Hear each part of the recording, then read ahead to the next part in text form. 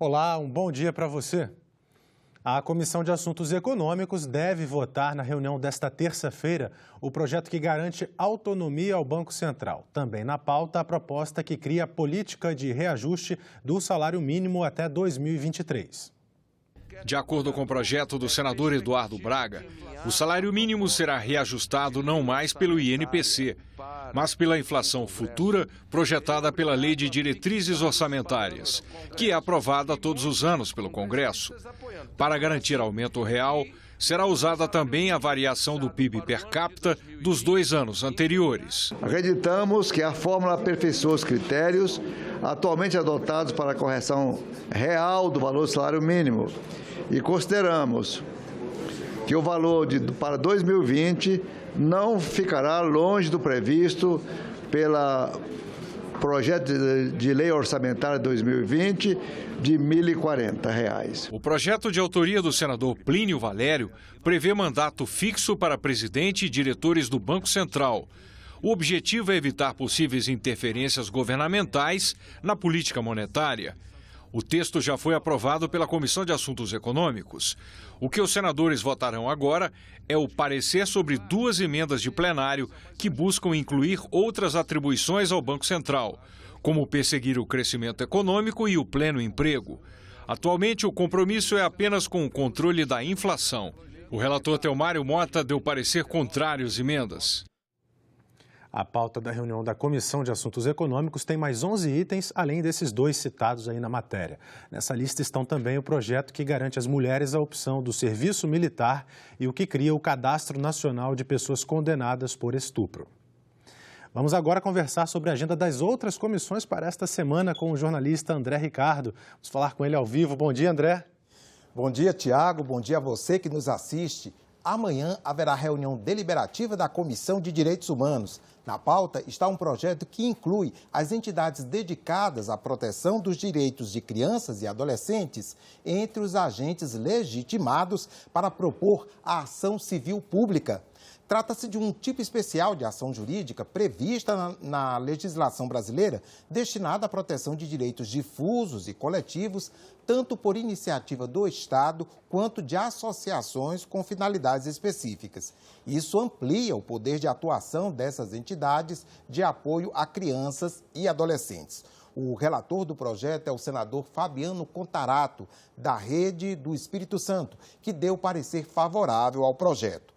Também amanhã está prevista a reunião da Comissão de Infraestrutura. Na pauta está um projeto que determina a avaliação anual e a cada 5 anos dos planos de ação para a prevenção e controle do desmatamento nos biomas e também do Plano Nacional sobre Mudança do Clima. O projeto também prevê a publicação dos relatórios de avaliação em portal eletrônico oficial e o envio ao Congresso Nacional. Na quarta-feira, na reunião da Comissão de Constituição e Justiça, o primeiro item da pauta é a proposta de emenda à Constituição que permite ao governo usar para outras finalidades o dinheiro hoje retido em fundos sem vinculação constitucional e que estão voltados para áreas específicas. A PEC faz parte do pacote Mais Brasil, elaborado pelo Executivo para estimular a economia. A matéria foi debatida nos últimos dias em mais de uma comissão da Casa. O relator da matéria, senador Otto Alencar, do PSD da Bahia, deu parecer favorável à matéria. E nesta quarta, André, a Comissão de Assuntos Econômicos faz nova reunião, é isso mesmo? Isso mesmo, além da reunião normal da terça-feira, na quarta-feira, Tiago, será uma audiência pública marcada para as 9 horas. O tema a ser debatido por senadores e convidados é o projeto que regulamenta a forma de arrecadação de recursos de entidade beneficente de assistência social por meio de título de capitalização. Esse projeto é de autoria da ex-senadora gaúcha Ana Amélia e tem por objetivo trazer segurança jurídica necessária para manter a forma de financiamento que vigora hoje entre essas entidades. São esses os nossos destaques para a semana. Voltamos com você, Tiago. Ok, muito obrigado, André, pelas informações. Na semana passada, a Comissão de Relações Exteriores aprovou a indicação do diplomata Nestor Foster para a Embaixada do Brasil nos Estados Unidos. O nome pode ser votado ainda esta semana no plenário. Alinhamento a Donald Trump e atritos com países vizinhos e antigos aliados fazem parte da mudança na diplomacia brasileira no ano de 2019. 2020 vai mostrar se essa postura se confirma ou se o Itamaraty vai agir de forma mais pragmática. 2020 começou com um mundo apreensivo. Um ataque dos Estados Unidos ao Irã matou o segundo homem mais importante do país, o general Qassem Soleimani. Poucos dias após a ofensiva, os iranianos atacaram uma base americana no Iraque. O assunto foi repercutido por diversos países. O Brasil demonstrou mais uma vez alinhamento com o governo de Donald Trump ao emitir uma nota relacionando a autoridade iraniana ao terrorismo. O texto divulgado pelo Itamaraty apoia a luta contra o terrorismo e condena os ataques à embaixada dos Estados Unidos. O posicionamento do Brasil foi mais um sinal de mudança de comportamento na diplomacia do país, que tinha como tradição a neutralidade. Mas as concessões brasileiras à política de Trump não têm sido correspondidas na velocidade esperada pelo governo Bolsonaro. Por exemplo, somente neste ano de 2020, os Estados Unidos formalizaram apoio à candidatura brasileira à Organização para a Cooperação e o Desenvolvimento Econômico, OCDE. O apoio inicial dos americanos no ano passado foi para as candidaturas de Argentina e Romênia. Essa tentativa de reinvenção da política externa brasileira, tendo os Estados Unidos como principal alvo de construção de aliança privilegiada, deu ao governo brasileiro algumas lições em 2019 que podem ser levadas adiante em 2020. A primeira delas é que talvez seja importante lembrar que não há amizade em política internacional. Há relacionamentos que são baseados em interesse. O alinhamento a Trump não é a única mudança na diplomacia brasileira. O presidente da República, Jair Bolsonaro, fez ataques verbais a governantes e candidatos à presidência de países aliados como França, Alemanha, Argentina, Uruguai, Bolívia e Chile. O ator Leonardo DiCaprio e a ambientalista sueca Greta Thunberg, de 16 anos, também foram atacados. Os países reagiram. A Alemanha e Noruega, por exemplo, suspenderam verbas que vinham repassando ao Fundo Amazônia há mais de 10 anos. E o celebrado acordo comercial entre Mercosul e União Europeia corre risco de não prosperar nos parlamentos europeus. É importante entender que na Europa o voto ambiental em uma série de países da Europa Ocidental é muito importante. Em países como a França você vai ter que mais de 20% do eleitorado se preocupa com causas ambientais e vota em candidatos com bandeiras ambientais. As mudanças de política na diplomacia brasileira também foram internas. No dia 2 de janeiro, uma medida provisória permitiu que não diplomatas passassem a assumir chefias. Também foram extintas secretarias e departamentos, com redução de 138 postos e fechamento de 6 embaixadas. Essa nova postura internacional do Brasil repercute no Senado. A política externa brasileira, como um todo, ela precisa ser mudada. Deveria começar pela mudança do seu titular, o chanceler Ernesto Araújo, que promoveu um processo de ideologização da política externa, abandonou os princípios que sempre marcaram a política externa brasileira como uma política de Estado, preocupada em respeitar a autonomia, a autodeterminação dos povos e passando a cumprir um papel de promoção de um sectarismo ideológico inteiramente superado. Na diplomacia, quanto mais equilíbrio ideológico a gente tiver, melhor será para o desenvolvimento de relações comerciais, principalmente. Eu gosto do ministro Ernesto Araújo. Ele nunca deixou de atender às demandas aqui do Congresso Nacional. Agora, essa é uma questão que realmente vai um pouco contra o que eu entendo que possa vir a ser melhor. Eu acho que essa questão ideológica deixa para ela ser aflorada em momentos em que ela deve ser, que são momentos eleitorais, que são momentos de disputa democrática pelo poder. Ainda falando sobre relações internacionais, quase todos os nossos vizinhos da América do Sul enfrentaram crises em 2019 e podem resolvê-las ou aprofundá-las neste ano de 2020. O Brasil, como o maior e mais desenvolvido país do continente, tem uma posição importante nesse cenário.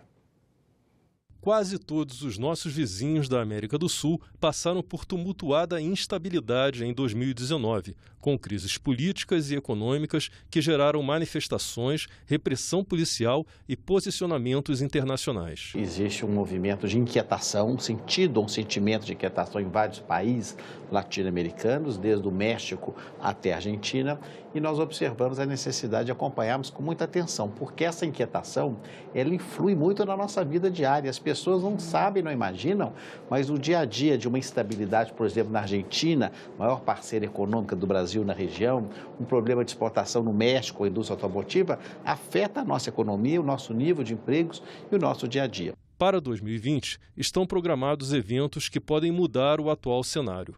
O Chile terá plebiscito sobre uma nova Constituição. A Bolívia terá eleições presidenciais. Venezuela já fez eleições confusas para a presidência da Assembleia Nacional e Argentina e Uruguai estão iniciando novos governos.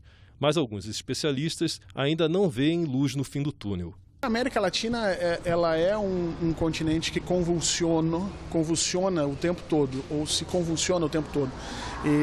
E não deve mudar agora. Nós passamos por um período de uma certa calmaria, porque haviam governos que tentaram reverter uma política de exclusão social e desigualdade que existia praticamente desde o momento do descobrimento da América. O Brasil tem importância estratégica na região, praticamente uma liderança natural por ser o país maior territorialmente e em população, com economia em crescimento. Por isso, existe a preocupação de como o governo brasileiro deve se comportar diante das crises dos vizinhos e da busca por soluções.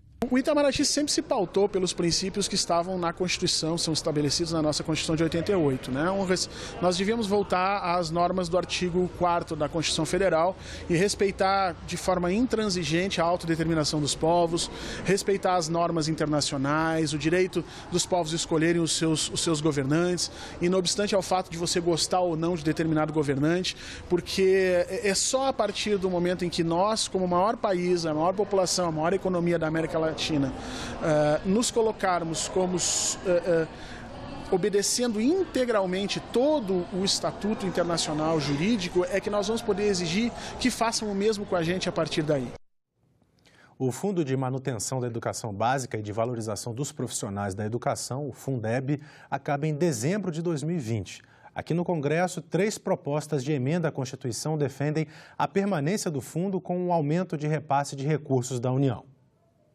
Cada unidade da federação tem um fundo para garantir verbas às escolas públicas. O conjunto de todos eles forma o Fundeb, programa que redistribui os recursos destinados à educação básica. Formado em quase sua totalidade por impostos estaduais, municipais e transferências do governo federal, o Fundeb tem data de validade, dezembro de 2020. 2021 a gente tem que ter já o novo Fundeb funcionando, permanente, não mais transitória, mas principalmente com mais recursos. E nós, essencialmente, falamos para o presidente para a gente procurar unir toda a sociedade e também o governo para termos mais recursos, particularmente do governo federal, para aplicar no Fundeb. Uma vez que o Fundeb é o principal instrumento de financiamento da educação básica, sem sombra de dúvida, tornar o Fundeb permanente significa um avanço, né, na perspectiva que nós temos para os parâmetros de financiamento da educação básica pública no Brasil.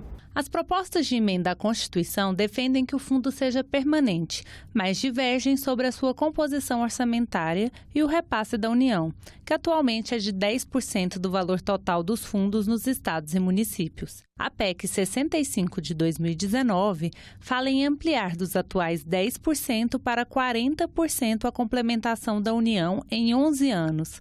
Já a PEC 33 de 2019 sugere 30% em 3 anos. E a PEC 15 de 2015 prevê um aumento inicial de 15% e uma progressão até chegar a 30% em 10 anos. Hoje, a complementação da União ao fundo, né, ela promove a equalização das oportunidades educacionais, considerando a realidade dos estados. Né? Então, é feito o cálculo das receitas que os 27 fundos possuem, os 27 fundos contábeis estaduais, e a União ela passa a equalizar considerando a realidade dos fundos estaduais. Um salto no aprimoramento passaria o olhar para a realidade dos municípios.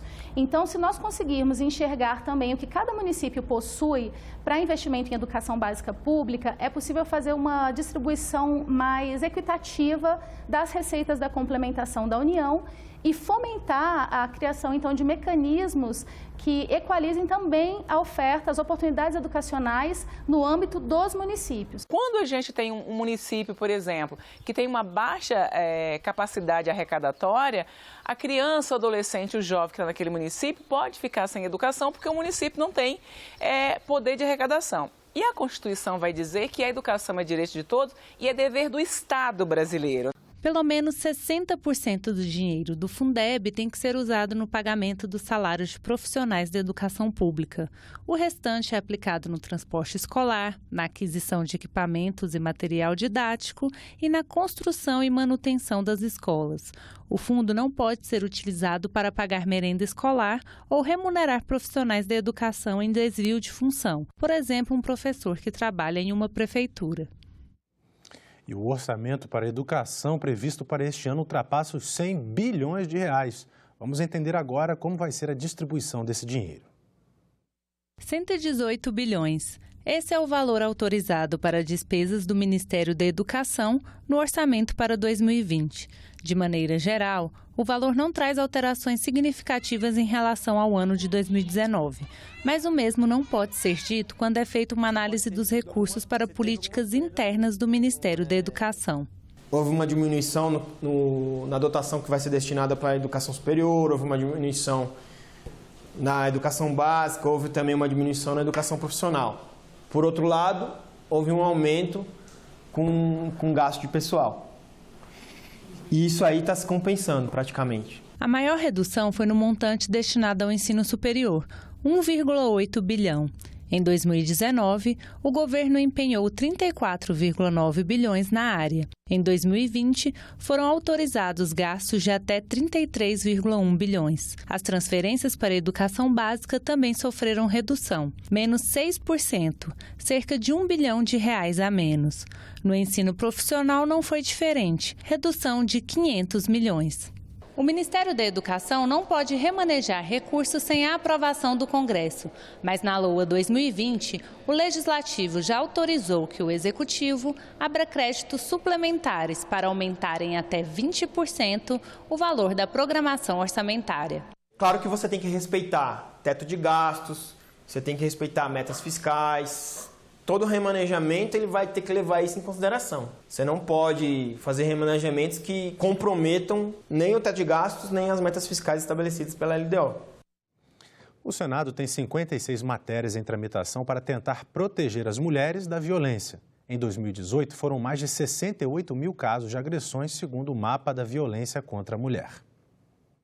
Vítimas de estupro, importunação sexual e feminicídio. E não interessa a classe econômica, a crença ou o nível cultural. Cada vez mais, as mulheres sofrem violência familiar em todos os contextos sociais. É claro que a violência contra a mulher tem todas as classes sociais, mas ela é muito maior naquelas mulheres que dependem economicamente do seu algoz para comer, para ter o teto, e muitas delas aceitam qualquer coisa pelos seus filhos. De acordo com o mapa da violência contra a mulher, em 2018 o Brasil registrou mais de 68 mil casos. O documento mostra que, somente em relação à violência doméstica, a imprensa brasileira noticiou quase 15 mil episódios por todo o país. Como combater essa violência? Primeiro, a população tomando conhecimento. Segundo, fortalecendo as leis ainda mais. E a gente precisa educação e financiamento para poder a gente praticar, botar na prática as políticas que já existem aí. No Senado foram aprovados em 2019 7 projetos de lei que tratam da proteção da mulher. 3 foram enviados à análise da Câmara e 4 viraram leis, como o que obriga pessoas que cometeram crimes domésticos contra mulheres entregarem à polícia armas de fogo que estão em sua posse ou em seu nome, e a mudança na Lei Maria da Penha, que dá o direito a mães vítimas de violência doméstica de matricularem seus filhos na escola mais próxima de casa. O Senado ainda aprovou uma mudança na Constituição, a PEC 75, que torna o feminicídio, além de inafiançável, um crime imprescritível, ou seja, que poderá ser julgado a qualquer tempo, independentemente da data em que tenha sido cometido. Eu acho que a PEC 75 foi um avanço. Eu acho que demorou até, porque é uma questão hoje que está se tornando um dilema social, um homem não aceitar o comportamento da mulher. A mulher está mudando, hoje a mulher é arrimo de família, ela cuida dos filhos dela, ela tem o direito de aceitar ou não aquela relação, e a gente tem que mudar um pouco essa questão. Mas eu acho que foi um avanço aqui dentro da casa, porque as mulheres, as congressistas, elas entendem o papel da representatividade delas em ajudar nessas pautas femininas. Mas muito ainda precisa avançar. 2020 começa no Senado com 56 projetos na pauta, com o objetivo de combater a violência contra a mulher. Entre eles, o que impede a nomeação para cargo ou emprego público de condenados por agressão contra a mulher e o que proíbe a substituição das penas de prisão por penas restritivas de direitos, no caso desse tipo de agressão ou de grave ameaça contra a mulher. A brasileira pode contar com todas nós aqui, que certamente essas 56 pautas, elas estarão tramitando na casa e todo mundo de olho para que a gente consiga o maior número de aprovações para as nossas mulheres. Uma amizade inusitada colore os jardins do Congresso Nacional.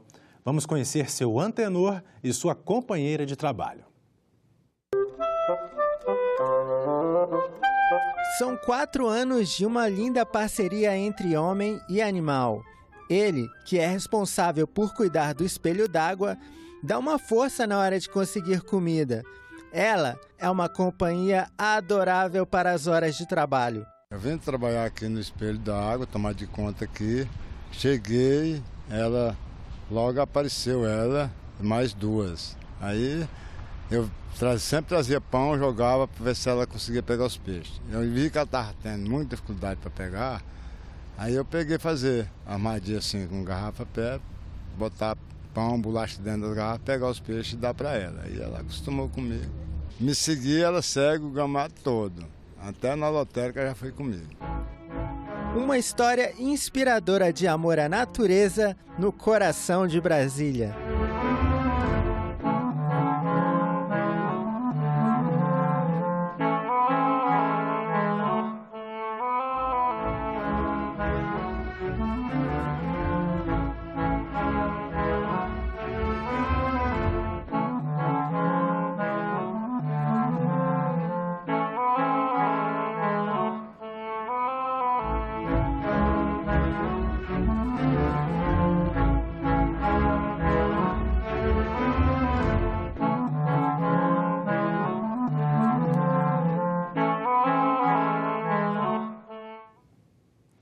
Uma amizade bonita.